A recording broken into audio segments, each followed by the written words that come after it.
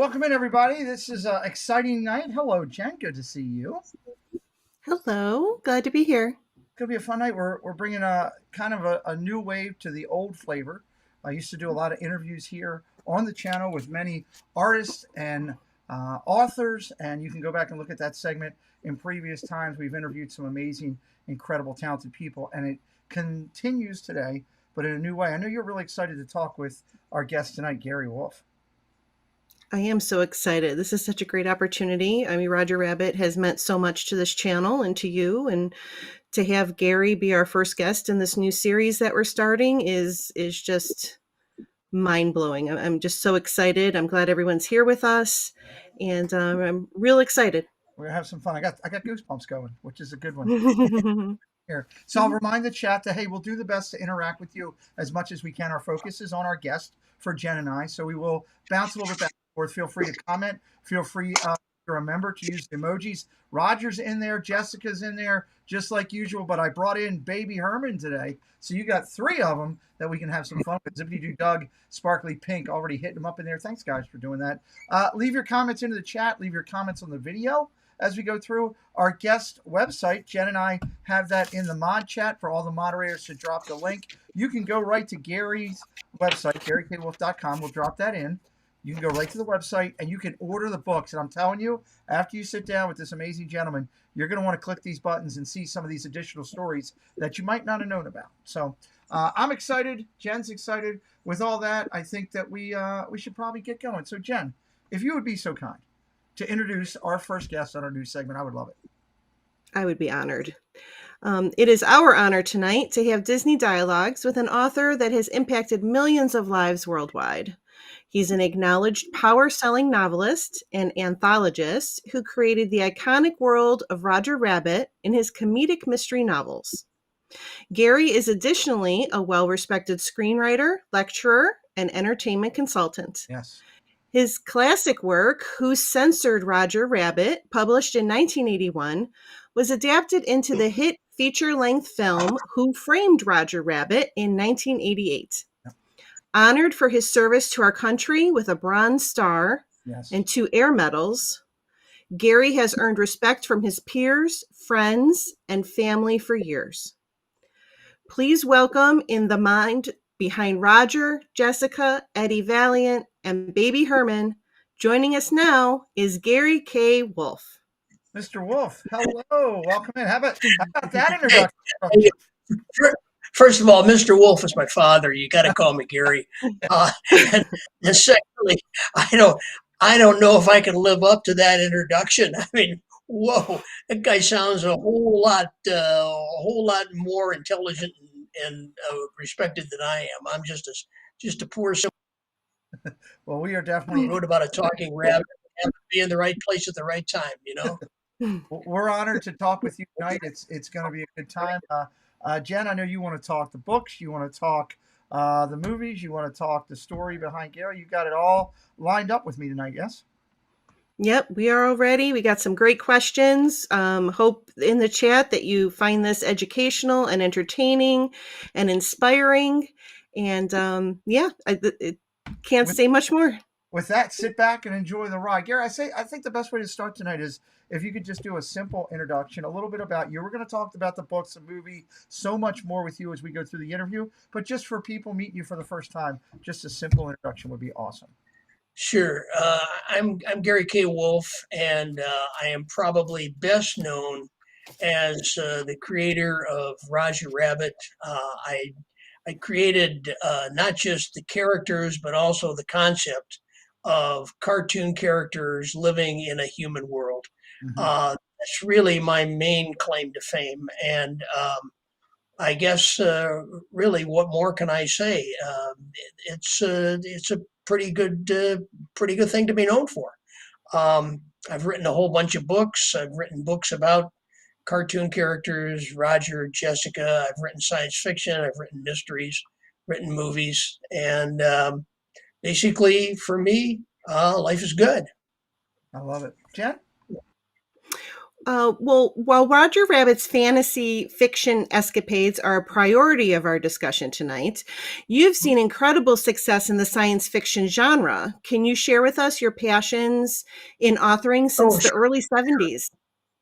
sure. My first novel was a novel called Killerbowl, and it was a dystopian novel about football as played actually in 2010, 2011.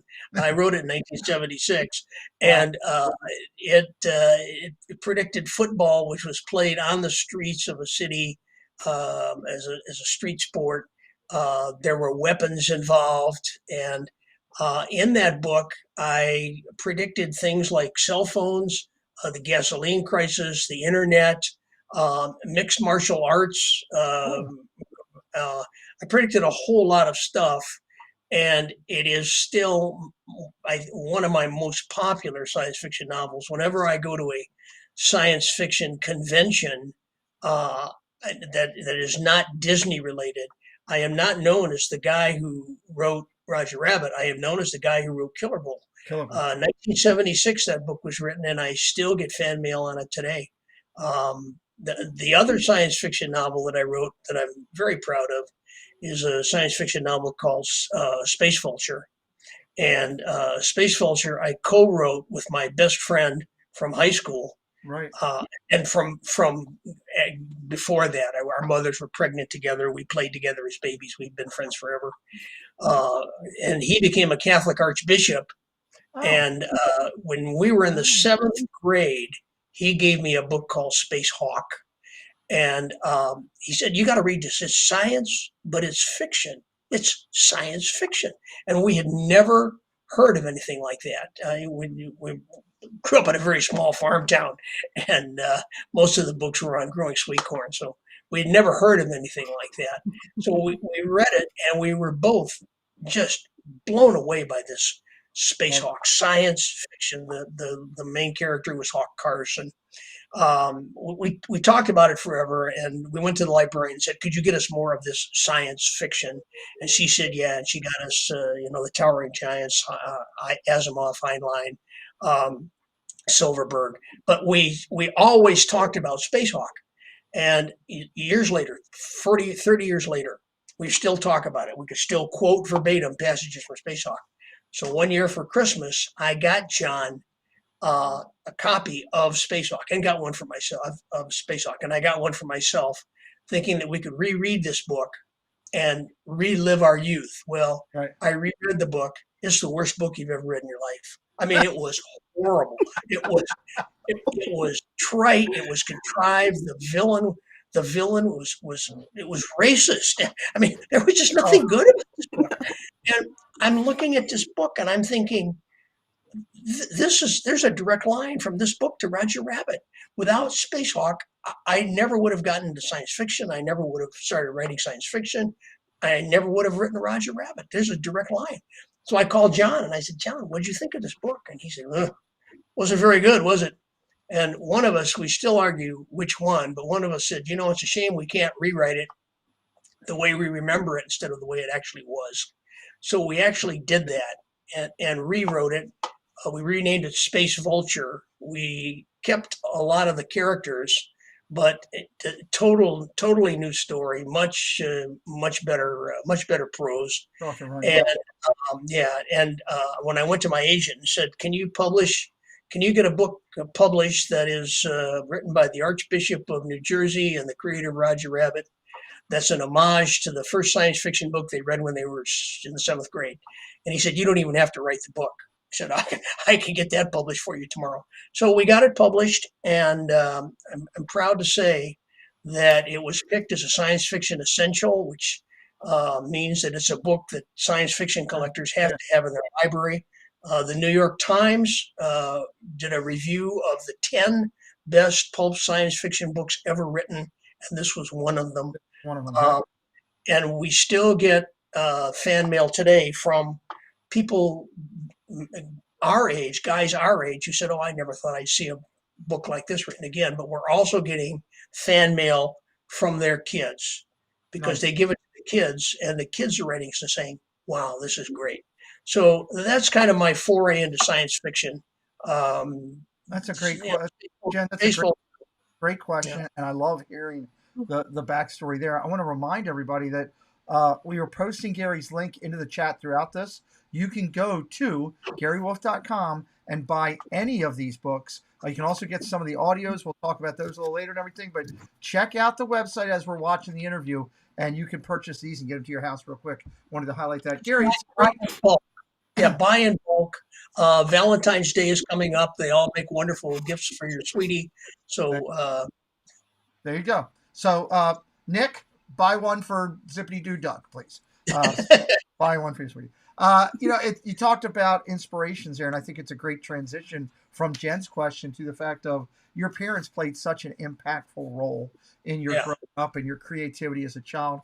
Can you share with us just an impression of how you were sparked by a simple coloring of a cow blue? sure, sure. You gotta remember, I grew up in a very very small farm town in Illinois, Earlville, Illinois. 1,400 people. There were 100 kids total in my school. Wow. And one day in second or third grade, I can't remember which, the teacher gave us a picture to take home in color, and the whole object of the picture was to stay inside the lines. That was the only object of the picture.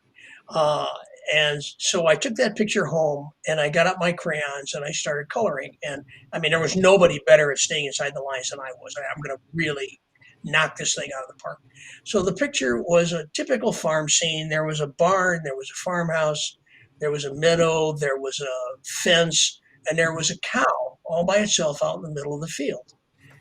And so I colored the farmhouse yellow, which was the color farmhouses were in Earlville.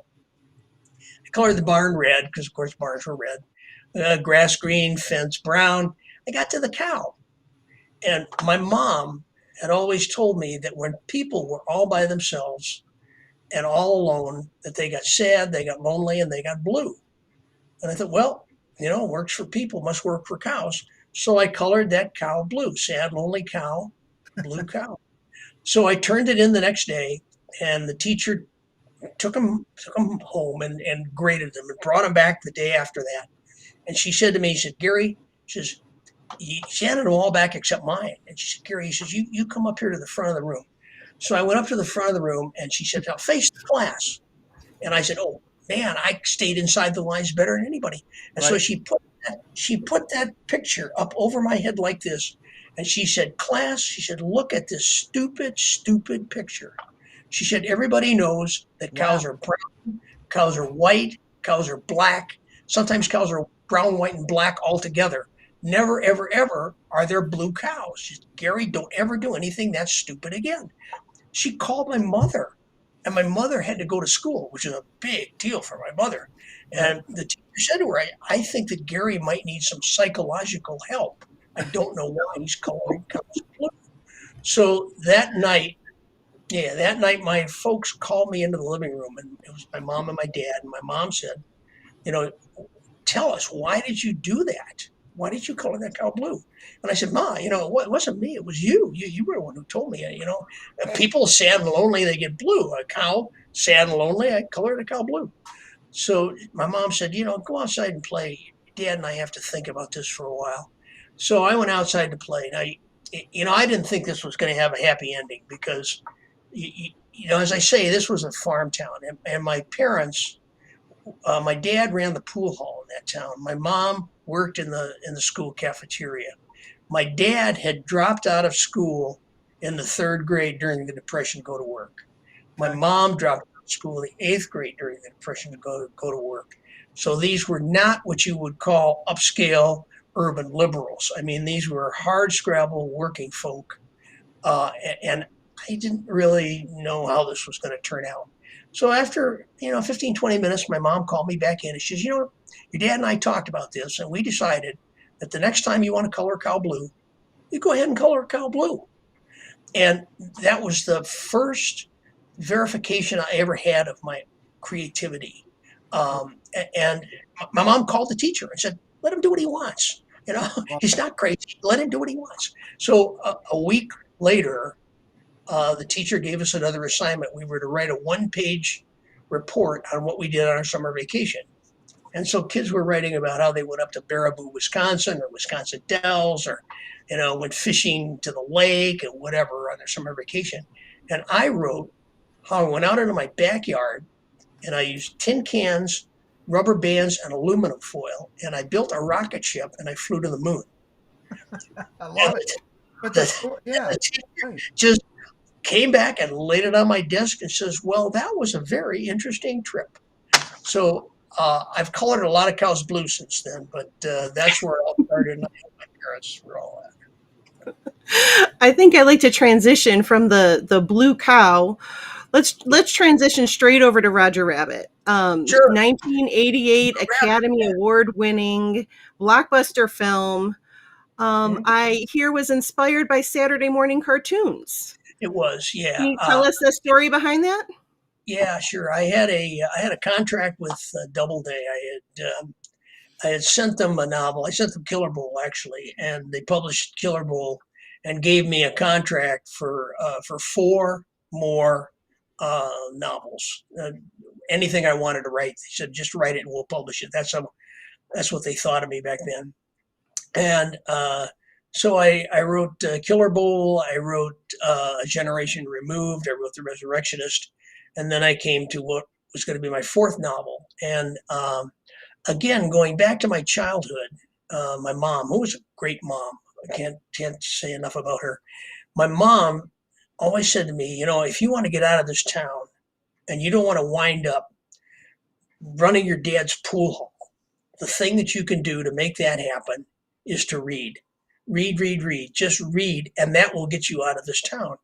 And so I did. I started reading as soon as I learned how to read, and I read whatever I could get my hands on. But what did I read? I read what kids read. I read comic books. And, I read comic books and saw cartoons in the local theater. And so I was very, very influenced by comic books and cartoons. And the other thing that I read was a kind of magazine that my dad read. And it was called a true crime magazine. I don't think they have them anymore. I hope not. I don't think so. Because these magazines focused on true crimes, usually murders. And they would talk about the murder, and they would show graphic scenes of the murder scene. And there was a photographer named Weegan who made a career out of doing this. If you ever saw Road to Perdition with Tom Hanks, the Jude Law character played a Weegan-like character who would go to murder scenes and rearrange the corpses so they were more photogenic. And I read those. And good mother that she was, my mom never said, hey, don't read that, or rot your brain, or don't read comic books. It's not good for you. Whatever I wanted to read, I could read. Luckily, I went from true crime graphic horror novel, horror magazines, to a better class of noir fiction, Raymond Chandler, Elmore Leonard, that kind of thing. But I was always intrigued by noir fiction, noir detective fiction, and comic books, cartoons, and comic strips. So for my 4th novel, I wanted to write something that would incorporate those two things. And, not an easy task to incorporate comic strips and comic books and hard-boiled crime fiction. So I was watching Saturday morning cartoons one Saturday morning, for research. I told my wife, just purely for research here. And I was taken not with the cartoons themselves, which are pretty simplistic back when I was watching them, but with the commercials, because I saw cartoon characters, the Trix Rabbit, Captain Crunch, Snap, Crackle, and Pop, Tony the Tiger. Yeah. Cartoon characters in commercials talking to real kids, and nobody seemed to think that was odd. And I thought to myself, what a great idea for a book that would be. What if you had a world where cartoon characters were real? What kind of a world would that be? So I spent the next year writing that book, and sent it off to Doubleday. and there it is. I am on the cover of the book, although that is not Doubleday who wound up publishing it. And I'll be happy to tell you the story of that. When I sent it to Doubleday, I said, "Here's the fourth novel in my four novel contract," and my editor said, "Oh, I love this book." She said, "But this book is so different from anything that you've ever written before, so different from anything that anybody's ever written before, that I'm going to have to give it to the marketing department and get their okay on it." So she sent it to the marketing department. They rejected it. They said, Right. "We're not going to publish this book." So I called the head of the marketing department. I said, "Chuck," I said, "why did you reject my book? It's the best thing I've ever written." She said, "Oh, we all thought it was hilarious, a great book, wonderful concept, but there's no category for this on the bookstore shelves. It's not a traditional mystery. It's not a fantasy. It's not a children's book. It's not a traditional novel. There's no category for this. I can't sell this book." So I said, "Well, what would you do if somebody today brought you Gulliver's Travels, The Wizard of Oz, or Alice in Wonderland?" And he thought for a minute. He says, "I couldn't sell those either." So Wow. I said to my agent, "Bill, what am I going to do here? If I can't publish this book, I don't want to be a writer anymore, because this is what I want to write." And he said, "No, don't worry about it. We'll find a home for it." And you did. So we started sending it out to other publishers, different editors at the same publisher. Sometimes, and I started getting more rejects, always for the same reason, that they could not publish it because there was no category for it. And my wife started calling my trips out to the mailbox. In those days, rejects came in the mail. I guess today they probably come by email. I don't know, but I don't get many rejects. But they came by mail, and some days I'd go out to the post office and I'd come back with 10 rejects. And my wife took the call on my trip out to the mailbox of daily disappointments, because I would get so many rejects. So finally, the book wound up with an editor at St. Martin's Press, and Rebecca Martin, and she had just published a major bestseller for them. And so the president of the publishing company gave her a vanity project. He said, "You can publish any book you want. You just tell me what you want to publish and we'll publish it." And just at that time, Who Censored Roger Rabbit came across her desk, and she said she had read it, loved it, and said, "All right." She took it to the president of the company and said, "Here's the book I want to publish." And he said, "Okay, I'm going to take it home. I'm going to read it tonight. I'll let you know in the morning." So he took it home, came back in the morning, called her into his office, said, "Rebecca, I said you could publish any book you wanted, but you can't publish this because I can't sell it. There's no category for this on the bookstore shelves." And Rebecca stood up to the plate and said, "Look, you told me I could publish it. You either publish it or I quit." Oh, And so they published the book, albeit in very, very, very small quantities, about 5,000 copies, which is, next to nothing in book publishing. yeah. And people sometimes ask me if I could go travel back in time and change something in my life, what would I change? What I would do is I would go back to 1981 when this book came out, because this book came out priced at $2.99, and Wow. if you can find one on eBay now, it's somewhere north of $500. So I would go back to 1981 and I would buy them all, right? And I would put them in a barn somewhere, and then I would sell them today, and I'd be living in a cabin. Yeah. Well, that's an amazing story, and I loved hearing that. That first 226-page book was an amazing write, and I'm glad after the initial challenges you got that. You were so fluent in telling the story there. That was actually my next question, and you answered it before I could even get to it. That's perfect. But that's what I love when a good storyteller is here. We're on the same wavelength here. On the same wavelength. We're communicating. I want to We're remind communicating on a different level. Yes, I want to remind everybody that all of the books are available over on Gary's website, including audiobooks for several Kindle, paperback, hardcovers, ebook. You can do it all on his website, and I want to encourage everybody to do that. Jen, I know you wanted to talk next about the book. Let me tell you one thing about the audiobooks. They just came out. All three of my Roger Rabbit novels just came out in audiobook, which saves me a whole lot of time, because the way I used to do it, when somebody wanted an audio version, they would call me up on the phone and I would read it to them. And so this saves me a whole lot of time. Okay. I didn't even know that was a thing. So, Jen, I'll let you go. I'll let you go to the next question for us, if you don't mind. Sure. I want to talk a little bit about parallels between the books and the film. They have the same core characters. However, the plot and many other elements of the film are significantly different than your novel. Was it surprising to you that the film went more towards the live action cartoon characters over the book's comic strip version? No, when I wrote this book, I wrote this book to be the best book that I could possibly write. It's a reader's book. When a reader reads this book, the reader uses his or her imagination. There are concepts in this book that I came up with because they were interesting and concepts to me, and they were funny.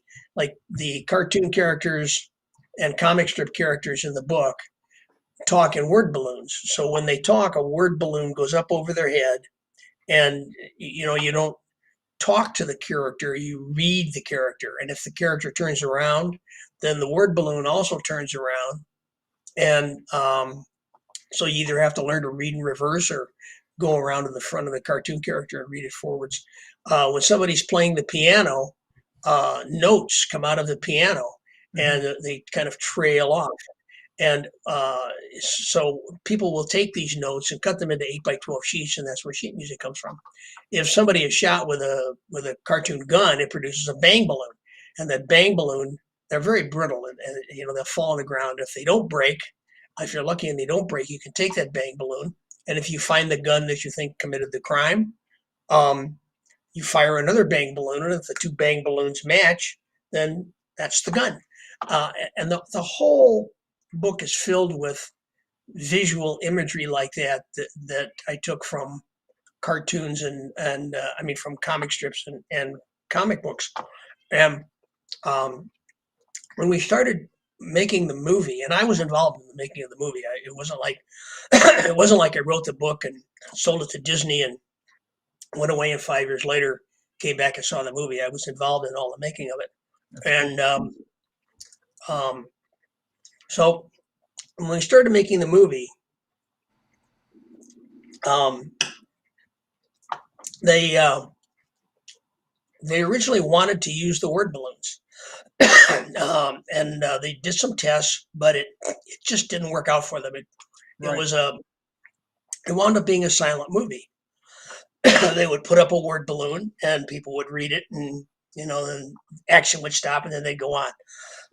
So I knew that was not going to happen. I knew the story would change because the story that I wrote was a book story, and they needed a visual movie story. So I knew that would change. If you read the book, and everybody should read the book, it's a work of towering genius. There's a twist at the end that kind of makes it unappealing to a company like Disney. The rabbit does not make it through the book. Roger bites the bullet a little bit. Yeah, major spoiler. So Disney is not going to make a movie with a dead rabbit. You're not going to sell many dolls of a dead rabbit. So I knew that Roger was going to make it through the movie, and I'm perfectly happy that he did because he's a wonderful character. It's kind of unique, Gary, with your novel. With him being a cartoon strip, not a movie star. Jessica didn't love him in the book.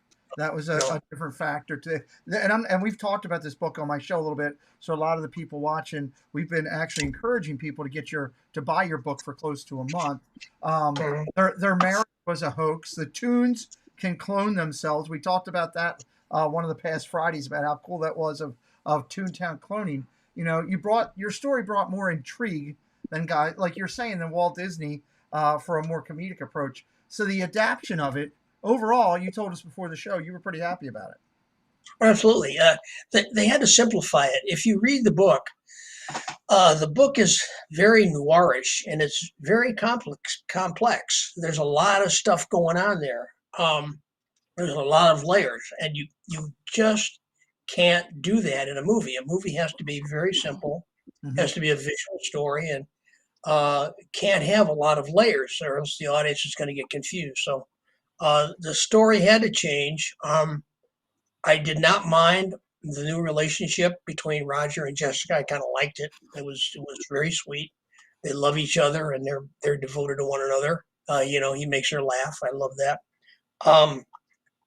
So I'm very happy with it. And as I say, I worked with him on it to convert it to a movie. And my feeling about it is that the book's a book and the movie's a movie.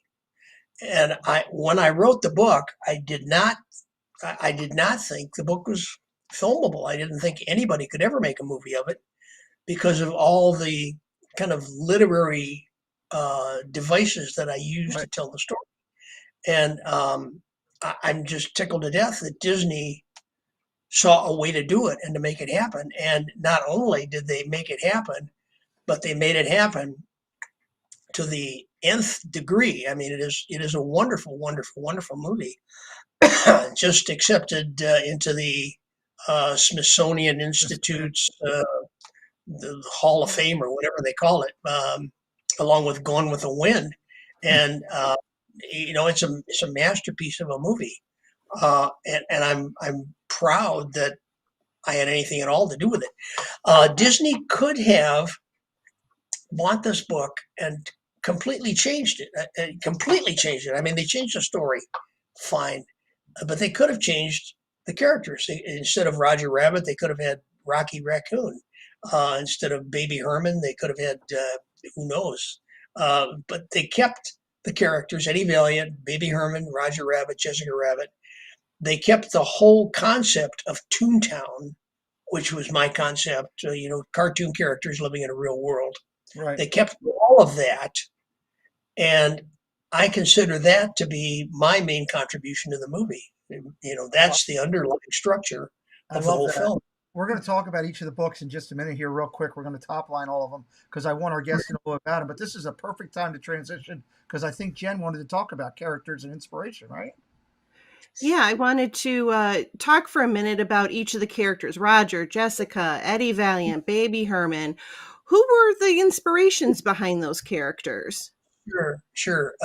For Roger Rabbit, I wanted a character. I wanted a rabbit who was kind of a Disney rabbit, but not not sweet, not the kind of sweet rabbit that Disney would have. Originally, when I did Roger, he was a brown rabbit because Disney, and this was way before I ever got involved with Disney. I was just thinking about rabbits, and I realized that there wasn't really a star rabbit who was brown. Bugs was gray. The White Rabbit from Alice in Wonderland was white. There were a lot of white, gray rabbits, but not a brown rabbit. So I made Roger a brown rabbit. I dressed him up in what you see there, what you see here, the red overalls, the polka dot bow tie, the yellow hands, whatever. When I started working with Dick Williams, who was the lead animator, Dick said, we can do him as a brown rabbit, but a white rabbit will really pop off the screen more. A brown rabbit will get lost in the background, but a white rabbit will pop off the screen. What do you think? What do you think? I said, you're the, and remember, I had written these. I had never actually seen them, just except in my head. And Dick said, so Dick drew some sketches, showed me what a brown rabbit would look like, what a white rabbit would look like. And I said, yeah, white rabbit really pops more than a brown rabbit does. So he sketched him pretty much the way I described him in the book. He added that orange top knot because he thought that was a kind of a distinctive feature, and I had no problem with that. for a voice, because of course he had to speak. So for a voice, we got a voice actor named Charles Fleischer. Yep. We saw. We had heard we'd seen him on Welcome Back, Kotter, but we didn't know he was a voice actor. We had heard that he did voices. So Bob Zemeckis, the director, and me and Steve Spielberg went to see him at a comedy club in LA. And Charlie was, one of his bits that night was doing Donald Duck having an orgasm. And it was hilarious, right? So we asked Charlie if he would like to be involved, to be the voice of Roger Rabbit. And he said, yeah, he would do that. So he was working with us to come up with a voice. Dick Williams believed that every successful major cartoon character had a speech impediment. Daffy Duck with his lisp and Porky Pig with his stutter and whatever. And so we were trying to come up with something for Roger.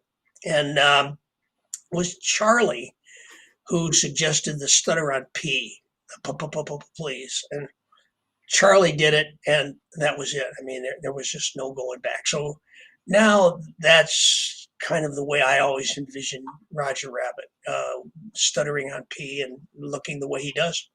Eddie Valiant. Excuse me, Gary. I'd like to point out to our guests that are watching tonight.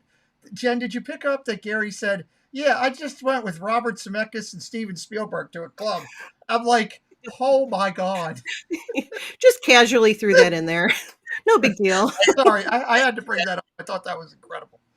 Well, they made me pick up the check. So, Lord. Oh, no. Eddie Valiant is based on just your prototypical private eye. I named him Eddie after my father. My dad's name was Eddie. Nice. And I named him after my father and just did him as the prototypical private eye. When we were casting for the movie, everybody wanted Harrison Ford. And we went to Harrison Ford and said, here's the deal. He said, I can't do it. It's going to take 5 years. I can't do it. So we wanted Paul Newman. And Paul Newman said the same thing. We can't, 5 years, I can't do it. So, we started asking other actors to come in, and James Woods came in, Kurt Russell came in, a whole bunch of people came in. And finally, we found the guy who was the perfect Eddie Valiant. They wanted somebody bankable because nobody knew if this movie was going to be any good. And nobody knew if this movie was going to appeal to adults or kids or, nobody really knew at this point. So they wanted somebody bankable so that he would at least have a major star to bring in the people. So they got the guy who said he could do it. The guy was the perfect Eddie Valiant, we thought. And that, of course, was Bill Murray. Bill Murray comes in, and he's Eddie Valiant. And the problem is that it's Eddie Valiant's job to make you believe that rabbit is real.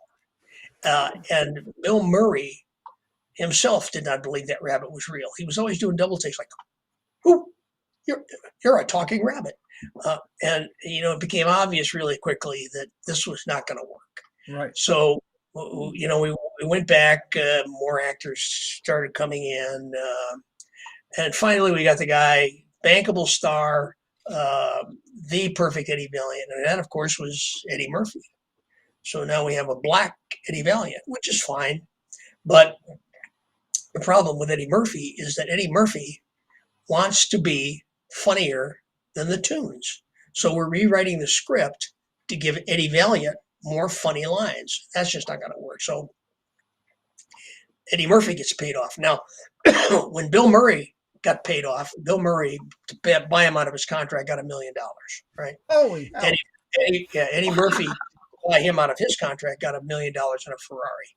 So meanwhile, on the other side of Hollywood, Brian De Palma is making The Untouchables, and he wants Bobby De Niro to be Al Capone. And, Bobby De Niro wants to do it, but is involved in some other movie. So De Palma hires a British guy named Bob Hoskins to be Al Capone. And there's shooting, and just a couple of weeks into the filming, De Niro comes back to De Palma and says, "Hey, I wrapped early. I could be Al Capone." So Bob Hoskins just bought out of his contract. So now he's got $1 million and nothing to do, right?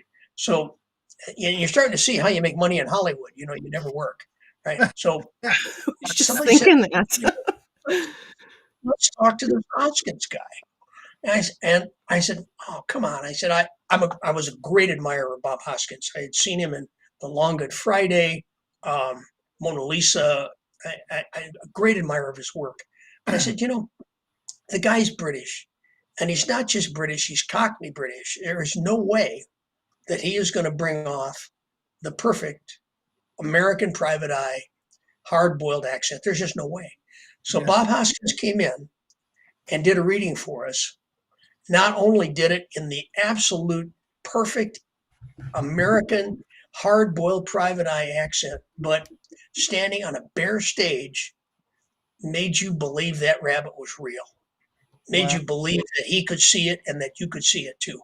And it was head and shoulders above everybody else who had ever auditioned. We hired him on the spot. And if I have one regret about the movie, this is the only regret. My only regret about the movie is that Bob Hoskins did not even get nominated for an Academy Award. He should have won that Academy Award hands down. That was the best job of acting I have ever seen in my life. There was a time late in the movie shoot. I mean, the movie started filming in '85 and finished in '88. So 3 years he was making this movie. At year 1.5, Bob reached a point where he could see the rabbit. The rabbit was absolutely real to Bob, and his son was getting kind of ticked off because Bob was playing with the rabbit more than he was playing with the son. Bob told me, I hung around with him when he was filming that movie with Cher and Winona Ryder in Boston, Mermaids, and he said that it was about a year after the movie stopped filming before the rabbit finally disappeared. But the scene where Bob Hoskins gets thrown out of the club by the gorilla and lands in those boxes. Of course, he was on a wire, but he was dropped at the end, so that the fall was a real fall. And when that happened, he broke 3 ribs. No. So everybody said, "Oh my God, there goes our shooting schedule. We're going to have to wait for a couple of months before Bob can come back and do his thing." Came in the next day, all taped up. Said, "Let's go." He was just a consummate actor, and there were times when he was standing on a bare stage with nothing around him and making it all up in his head, and he made you believe it. Wonderful, wonderful guy, and died too soon. He will always be my perfect Eddie Valiant. No. The baby Herman character was based on a number of adult baby characters that were in comic books and cartoons and comic strips when I was growing up. There was baby Hugo. Mhm. There was a big duck that was a baby, and I thought that would be kind of funny, since tunes don't grow. If you had a baby who was basically 50 years old, and Right. everybody always points to "I'm not bad, I'm just drowned that way" as the best line in the movie, which was my line from the book. But my favorite line from the book, which was also used in the movie, was "I've got a 50-year-old lust and a 3-year-old dinky." I mean, that was my That's a great favorite. line. That's a great line. Yeah. And in fact, when I wrote the book and showed it to my agent before I sent it off to Doubleday, he said, "Oh, you can't use this character." He said, "This isn't your character. This is somebody else's character." I said, "No, I made it up." And he was familiar with the baby characters from the 40s and 50s and thought that I had stolen somebody else's character. But so in terms of character creation, that's my best creation because everybody thinks it's not mine. But my pièce de résistance, as we say, is Jessica. Growing up in a small town in Illinois, through the weird laws of genetics, the boys outnumber the girls by 35 to 1. Okay. So good luck getting a date if you're the president of the Checkers Club, right? So Jessica Rabbit is my idea of what the perfect woman should be. And when and I've been told in Hollywood that if Jessica Rabbit is my idea of the perfect woman, maybe I should stick to writing prison movies and war movies, so I don't have to Wow. deal with feminine issues. Um, but I based Jessica on a Tex Avery character of the 30s, 40s, and 50s called Red Hot Riding Hood. And if you look at some of the Red Hot Riding Hood cartoons, which are on YouTube, Wild and Wolfie, Swing Shift Cinderella, you will see that Red Hot is Jessica's grandmother. They have the same shape, same red hair. Red Hot's dress is shorter, but basically they're related. I based her look on Veronica Lake, who was a movie star in the 40s and 50s, who had a hairstyle that covered one eye. And I thought that was really sexy.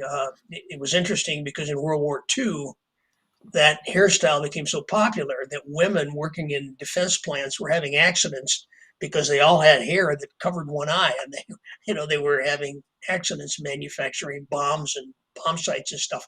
So Veronica Lake publicly cut her hair, and everybody else did too. But I also based her on Betty Grable, Ava Gardner, and of course Marilyn Monroe. And when it came time to draw her, Dick Williams did a couple of different takes, and finally came up with the Jessica that you see there, who is, as far as I'm concerned, absolutely perfect. Whenever I walk into a room, a lecture hall with teenage boys, they always bow down before me in homage for having created Jessica Rabbit, who was voted one of the major sex symbols of the 90s. And I'm thinking, she's a cartoon character. I mean, you can make her look like anything you want. Of course, she's going to be a sexy character, but very successful. When it came time to animate her, she was the hardest character for the animators to animate. Okay. Because they were used to animating ducks and chickens and cows and geese. And, here they were being asked to animate not just a woman, but the very essence of woman. And they just couldn't get it right. So Bob Z went down to, we filmed it in London. And we filmed it in London at Elstree Studios because Steve likes the food in London. Go figure. No, don't. That's not true. We filmed in London because we needed a 3-story soundstage. The sets were on the top level. The puppeteers who were manipulating the real objects were on the second level, manipulating objects through holes in the floor. And Bob Z was on the first level, looking at what was coming in from the cameras. He was looking at a video feed, and animators were animating around it so he could see what the final was going to be. So we needed a 3-story layout. So we filmed in London because that kind of a setup didn't exist in the United States. It does now, but it didn't then. So Bob Z went down to the South End or North End or wherever the London strip clubs are and hired a stripper and brought her back to the set and put her in a red dress. And she walked down the runway doing the Jessica Rabbit walk to the right music. Yeah. Then he had her take the dress off and do it in just her bra and panties. And then he had her take the bra and panties off and do it nude. So the animators could see what a woman looked like when she walked. And for months after, animation is a long, tedious, boring process. For months afterwards, you could go into the animation department and you could hear the animator saying, "Geez, I've been chained to this desk for so long, I forgot what a woman looks like. Let's run the Jessica Rabbit film again." So we needed a voice for her, And Bob Z had worked with Kathleen Turner on Romancing the Stone. Right. So, yeah, so he said, what do you think of Kathleen Turner? I said, perfect, absolutely perfect.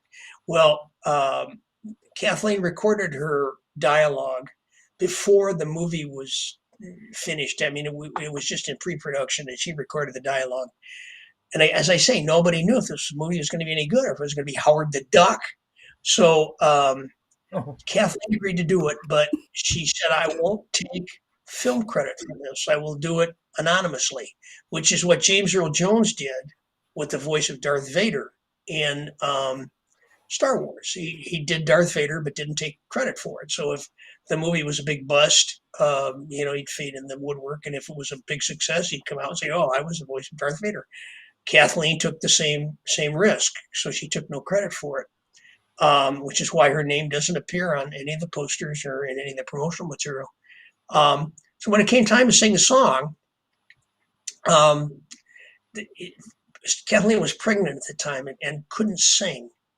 Whether she can't sing or whether she just couldn't sing because she couldn't get the breath control, I don't know. But she couldn't sing. So Amy Irving, who was Steve's wife at the time, was in the recording studio, and Steve said to Amy Irving, hey, you sang it, well, why don't you give it a whack? And so, Amy Irving sang the song and, knocked it out of the park. It was great. And he said, okay, we'll use Amy's voice for the singing voice and Kathleen's voice for the speaking voice. I said, Steve, there's no way that people are going to believe that she has one voice when she sings and another voice when she talks. He said, nobody will even notice. And nobody ever did. Although Amy Irving did take screen credit. And if you watch the credits, which are almost as long as the movie, you will see, singing voice of Jessica Rabbit, Amy Irving. Yeah. That's a great story. We've been blessed. I talked to Gary before. We're going to have Gary back in the spring, hopefully, is what we were talking about, coming back in. And we're going to dig in to a lot more. This was so intriguing, talking about the characters, where they came from. I was watching Jen's face as we went along. We wanted to stay with this because the people in the chat, Gary, if you get a chance to go back, there's a lot of incredible, nice comments of people putting in about you and about Jessica Rabbit and everything. I kind of want to go through here real quickly. I know we talked about an hour, but I want to talk about your books real quick. I don't want to dig in as deep tonight, but I want to talk about these because they're incredibly important. Jen, just talk a little bit about the original Who Censored, if you wouldn't mind, with Gary for a second. Sure. Yeah. So the first book, Who Censored Roger Rabbit? I'm just going to read a quote real quick that a reviewer wrote about it. In Who Censored Roger Rabbit, author Gary K. Wolf has created a wonderfully skewed and totally believable world compounded of equal parts Raymond Chandler, Lewis Carroll, and Walt Disney. This riotously surreal spoof of the hard-boiled detective novel is packed with action and laughs. From first page to last, Who Censored Roger Rabbit is sheer delight. Gary, can you share with the audience some of the backstory on the work that started it all? Oh, sure. Well, I've talked a lot about where this came from and how it came to be. I wanted this to be the best book that I was capable of writing. I also wanted it to be a legitimately noir detective story, and I succeeded. I don't know if I'll ever surpass Who Censored Roger Rabbit. It's just a great book. But when people read it, the people who read it are, obviously the Roger Rabbit fans and the animation fans, but also detective fans. And the one comment that I get about it is that they were amazed that I was able to do basically a fantasy novel that is actually a hard-boiled noir detective story too. So I'm just pretty well thrilled with that, and I think that that's really reflected in the movie. I think that Eddie Valiant is a prototypical hard-boiled detective, and I think it comes across pretty well. Yeah. It does. This is a screenshot of actually Gary's website, everybody. So when you go over there, you can click on the buttons and buy whichever versions you want. I highly encourage, you know what I talk about here on this channel all the time. We want to support other creators, and especially within our Disney genre. This is a fantastic opportunity. Valentine's coming up. You can buy early Christmas gifts and put them away. Absolutely fantastic. I want And to jump. that's me on the cover. That was That's me on right. the cover. Yeah, this is That on was the cover here, right here. It is Gary. Yeah, that was supposed to be the author's photo, but when I sent it to Rebecca at St. Martin's, she said, "Oh, this is too good. We're going to put it on the cover." And that's actually a black and white photo that they hand tinted. I am holding a cigarette there, although Eddie doesn't smoke. But I was holding a cigarette, and the hard part of the photo was that I don't smoke either, and the smoke was going up my nose. And the photo shoot took like 6 hours. I had 6 hours of smoke up my nose. Let's talk real quick about the sequel, hashtag not sequel, because it's kind of unique in the fact of the way this book is done. Who Plugged Roger Rabbit on a quote is comedically brilliant sequel, a unique and original as the first time we saw Roger and Jessica together in Wolf's Who Censored Roger Rabbit, the book that kicked off the whole Toon series. Let's talk about the sequel for a second, because there's no connection between the novel and the two, but Jessica, I think, would be the one key factor. Yeah, the problem I had with doing a sequel, when I wrote Who Censored Roger Rabbit, I never intended for there to be a sequel novel. It was a standalone book, and I never intended for it to be a sequel. But with the success of the movie, I mean, the movie has grossed $1 billion, Whoa. and $1 billion, and publishers. You remember, 110 people rejected that book.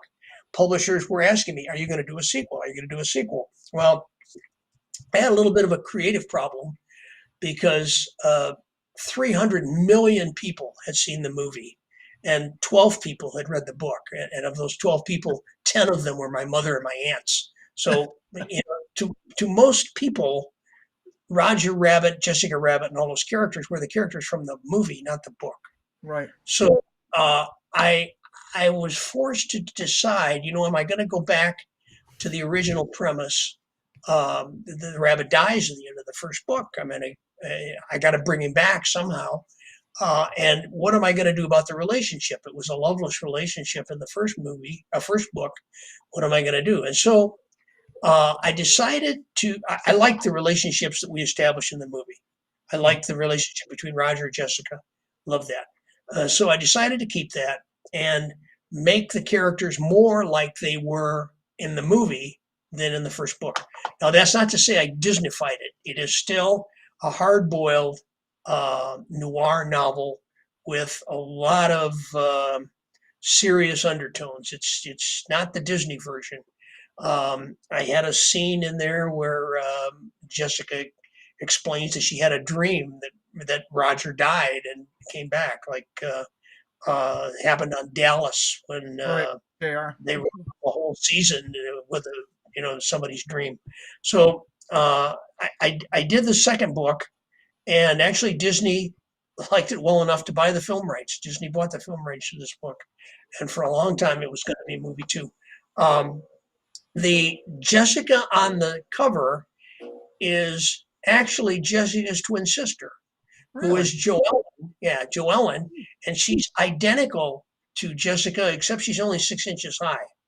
So Joellen and Eddie have a bit of a relationship, which was a whole lot of fun to write because, how do you write a relationship between a guy and a 6-inch tall woman? But it was a lot of fun. I am on the back of this one. That on the cover is actually Bob Hoskins, who posed for that picture. So that one was fairly successful, as they all were. And interesting, when I finished it, I had 12 publishers bidding for the rights, and all of those publishers had rejected the first novel once. 4 of them had rejected the first novel twice, and one of them had rejected the first novel 3 times. So a nice feeling of coming back to it, I'm sure. Jen, you want to talk a little bit about who whacked Roger Rabbit, because this is the third book coming from Gary. Yep, third book. And what some people said about it was it's fun and crazy and it works. Gary K. Wolf has created a fast-moving send-up of the classic trench coat thriller, turned the world 90 degrees to the left, and then stirred in the barnyard beasties of the comic pages. This action stays frantic. Wolf creates a world wacky and real enough to keep you turning the page. I love it. So, with this being the third novel in the series, we hear Stan Lee of Marvel fame was actually a huge fan. Can you share with us just a little bit about this book? Sure. This was my third novel, and I actually wrote it after I wrote the first one. Well, I wrote great chunks of it after I wrote the first one. Mhm. When I thought, well, maybe I will do a sequel, I started writing it, but never finished it because um, I never thought there would be any market for a sequel, so I put it aside. And after the plug novel, I was writing some other novels, and I was writing a science fiction novel, and my publisher said, well, let's do a blog, and let's do something to draw people into the blog. Some kind of a serialization thing. I said, "Oh, I think I've got a Roger Rabbit novel I wrote years ago that I never finished. How about if I publish a chapter of that on my blog?" And the publisher said, "You've got an unfinished Roger Rabbit novel?" I said, "Yeah." I said, "Well, why don't you finish that, and we'll publish that instead Wow. of this piece of science fiction crap you gave me?" And so I finished it, and in terms of uh, noirishness, shall we say, Who Censored Roger Rabbit is the prototypical noirish private eye novel. This one is a close second. This one is really, really incredible book in terms of hard-boiled private eye interfacing with cartoon characters, and takes Roger and Jessica's relationship to new places. I used some of my friends as characters. That young woman on the front, her name is Honey Graham, and she's based on my yoga instructor, whose name was Caitlin Graham. And actually, uh, Jock Muller, who did the artwork for that, who was the guy who did the scene of Jessica and Roger hanging from the hook, Hook. did the artwork for that, and based that character, Honey Graham, on my yoga instructor. So, Love it. um, yeah, it works really, really well.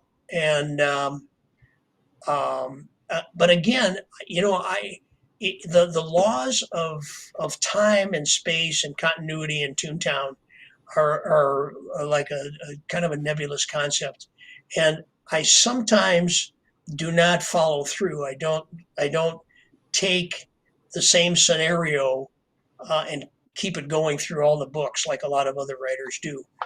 Each book is kind of a little bit of a recreation, and I look at the tunes as being actors, and they are appearing in a production that I am staging, and so they are acting a role, and their roles may be a little different from one book to the next. I love So it. that's the way I see it. I want to remind everybody that all these books, again, are available on GaryWolf.com. We've been dropping that link in all night. You can get some of the audio versions now. Absolutely fantastic. One of your most recent works is very unique. It's kind of like James Bond meets Alice in Wonderland as Jessica gets into some serious business here. Tell me a little bit about this one, if you wouldn't mind.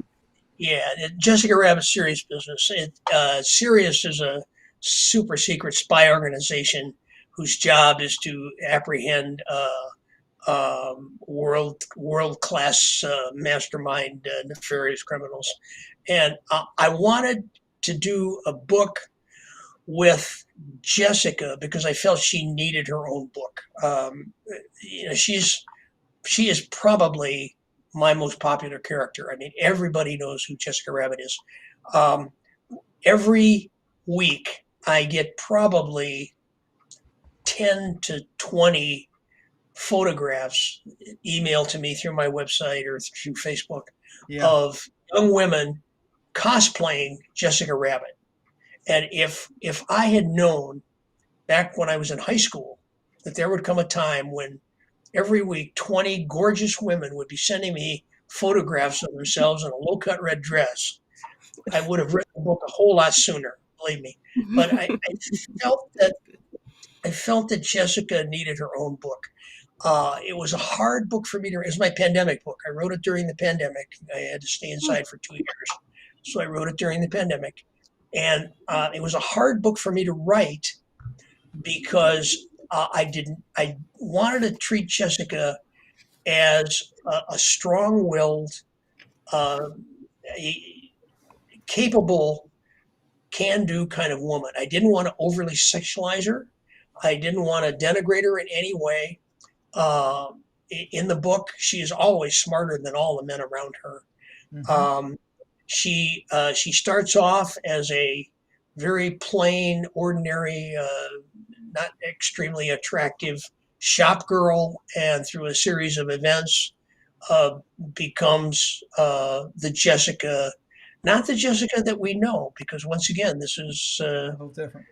this is a prequel, and this talks about where tunes come from and how tunes came to be and how Toontown came to be. Jessica Rabbit in this book is human, and my editor for this book said, "Oh, this book has got a lot of what he called spit moments," except he didn't say spit. He said, "You're reading along, you say, oh, spit. Where did that come from?" And that is exactly what happens in this book. You really, when you start reading the book, you really can't imagine where it's going to go and how it gets there.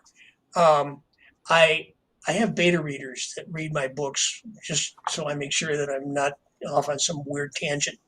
And for this one, my beta readers were all women because this is a woman's book. And my beta readers were all women. And not only, they weren't just women, they were the most feminist, militant women I could find because I did not want to be accused uh, of sexualizing Jessica Rabbit. And they all came back with essentially the same comment. They all came back with saying, the Jessica Rabbit in this book is the kind of woman that I've always wanted to be. Nice. And the book has been phenomenally successful. One kind of interesting note: the cover. I wanted, because Jessica is human in this book, I did not want to use Jessica Rabbit, the character, because she's not in this book. Jessica is human in this book, and so I went to my usual cover designer and I gave him some ideas for Jessica in a tuxedo, James Bond kind of thing. He just couldn't get it. He just couldn't get it right. So one day I got through Facebook, I got this drawing of the Jessica Rabbit from an artist in Italy named Andy Prisny. And Andy said, "Hey, would you post this on your Facebook page?" And it was basically the image you're looking at there. And I looked at it and I said, not only would I put it on my Facebook page, I'm going to put it on the cover of my book. I said, this is perfect, exactly what I'm looking for. The only change he had to make, he had her smoking a cigarette. And I get a lot of pictures of Jessica smoking a cigarette. She does not smoke, gang. Nobody in Toontown smokes. They'll incinerate their acetate and they'll go up in flames. Nobody smokes in Toontown. So I said, can you change the cigarette to something else? And within minutes, he came back to me with the champagne glass and the bubbles where the smoke was, and it was perfect. So I always point to this and tell fans, look, here's a guy who sent me unsolicited a drawing of Jessica Rabbit that wound up on the cover of my book. And, that's the way hopes and dreams are fulfilled. It could happen to you too. Love it. Love it. Love it. Love it. Jen? Yeah, well, before we get to the last book, I want to take a moment and remind everyone in the chat, if you haven't already, please go ahead and hit that like button, share out the stream, and make sure you leave a comment also on the stream. Let us know what you think of this interview, what you think of the story. We'd love to hear what you have to say about that. Let's move on to the book number 5, The Road to Toontown. Like, this one is a little bit different than your other books, being that these are all short stories that you've put together into one publication, but they've all been published in science fiction magazines, fantasy magazines. They were all published in other places, and you brought them all together in one place. You tell us a little bit about the thoughts with this one. Sure, this actually was my wife's idea. I had all these short stories, and she said, I bet you people would like to read your short stories. And I said, I wouldn't want to read my short stories. She said, I'll bet you people would. So I pulled them all together and got all the approvals from all the magazines that they had been printed in, and put them all together into a book. And by golly, it turns out that people did indeed want to read my short stories. They're all of the stories going back to the first one I wrote, which was called Love Story, which was 50 pages long and was the first short story I ever got published. And I sent it to a magazine, Fantasy and Science Fiction, and didn't hear. And a year went by and I didn't hear. And I figured, well, this, it's in a garbage can someplace. But after a year, they sent me a telegram. And they said, we want to publish your short story. And if you agree, we'll give you $50, $1 a page, and the 50 pages at that time took me a year to write. So, but I was as happy with that sale as I'd ever been with anything in my life, because that made me a genuine published author. And it sold something for money. And I was actually literally dancing on my kitchen table. So I wrote that story in San Francisco, and I decided I had to get now that I was a published author, I had to get an authorly wardrobe. I had to look like an author, right? Yeah. So I went down to Upper Grant Street in San Francisco, which was kind of the lowbrow hippie kind of fashion district. And I bought a tweed jacket with leather sleeves. I bought a black turtleneck, and I went to a company called East West Musical Instrument Company, which did not make musical instruments, but made custom leather clothing for rock and roll stars. And I had to make a pair of leather pants, and like leather Levi pants. And I'm happy to say I can still wear them. However, this being the 70s, they are bell bottoms, and the bell bottoms are like 18 inches wide, and I look like a clown walking around in them. But hey, we're having a big meetup here in August with a whole bunch of people. I'd love to have you come walking in the door in those bell bottoms. We would come my leather pants. Whoopie-tie-I-O. So I wrote one new Jessica Rabbit short story for this. But if you look at the cover is kind of interesting, because that's me and Jessica. That's young me when I still had hair and charisma. It's young me in the car. And that is the 1959 Corvette that Jessica bought me with the royalties from her movie. So, kind of significant there. I love it. Well, first off, I want to remind everybody that we touch base with Gary. We are going to do another follow-up with him a little bit later on in the spring and touch on some more topics. Tonight has been an amazing interview to sit and talk with Jen and I, with someone who is so influential in our lives, and you probably didn't even know it.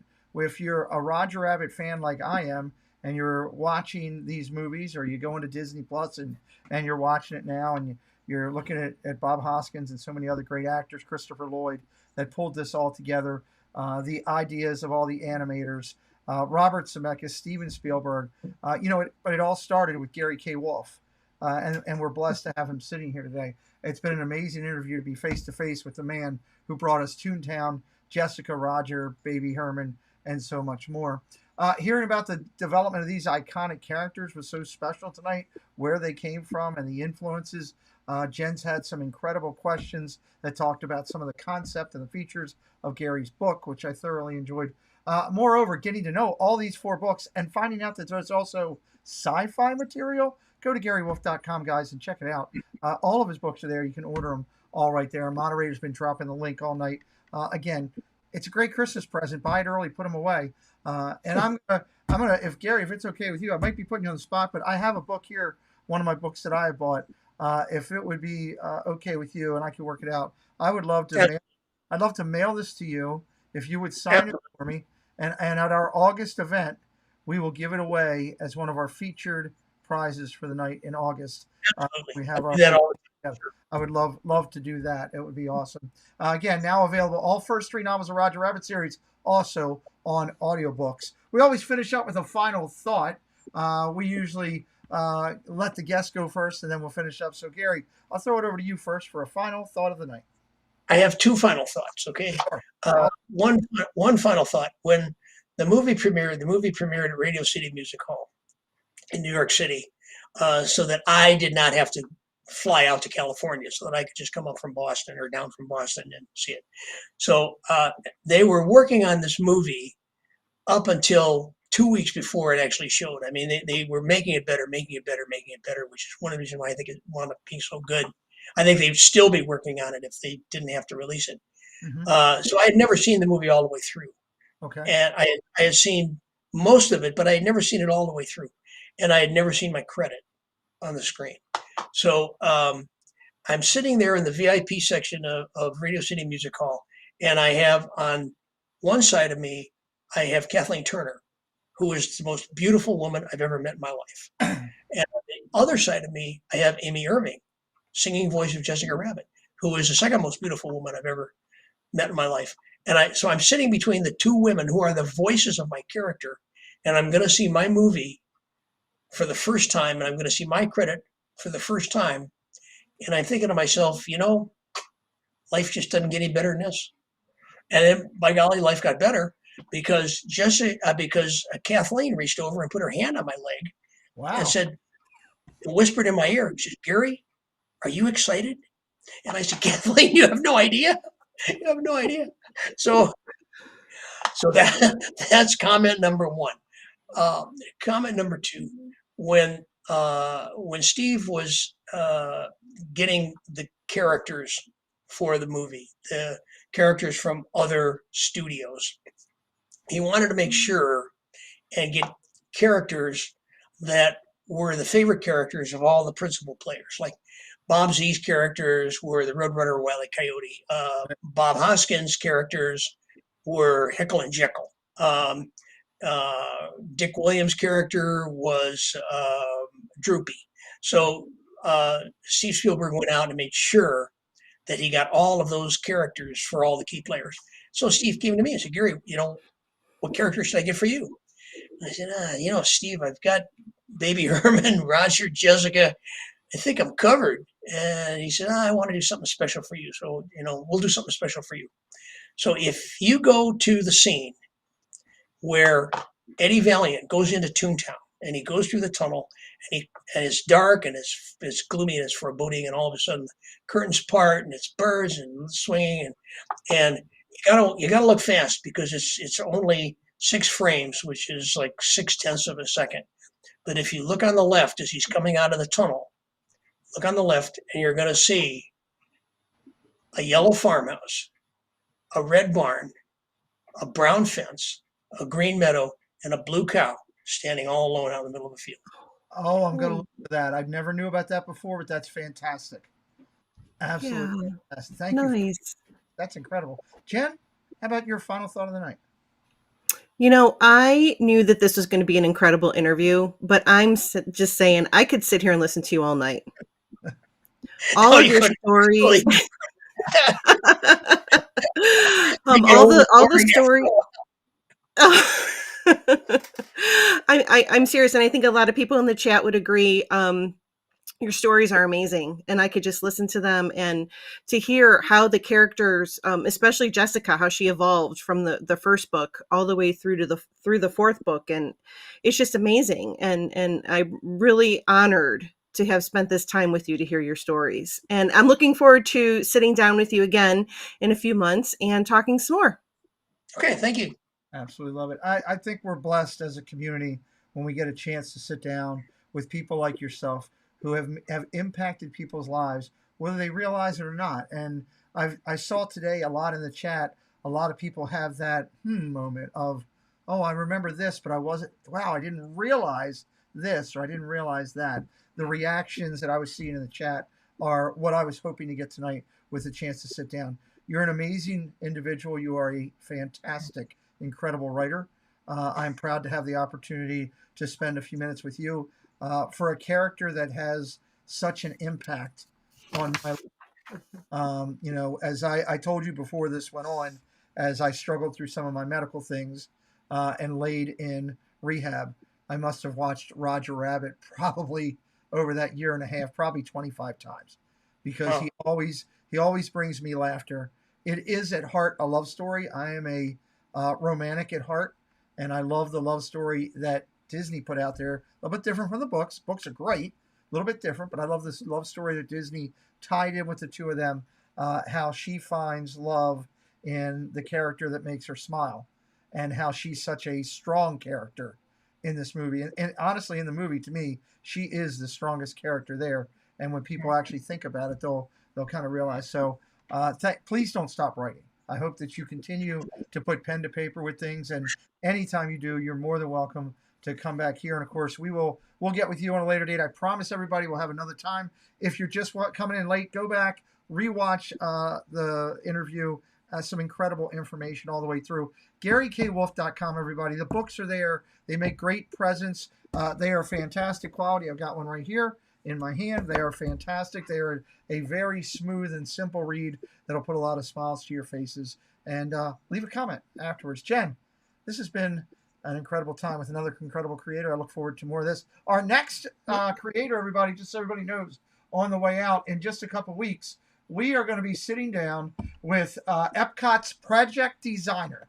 It's going to be John DeCure. And when you sit down and hear about the history of John and what he's done with Disney, you're going to sit back and say, wow, February was loaded with two incredible, influential people. Gary, thank you again for being here. And it's my pleasure. Thanks for having me. Thank you, everybody. I don't have it go out on this one because I should have had it ready, but I was running. So we'll just say good night. And please hit that like on the way out, everybody. Good night. Hang tight, Gary.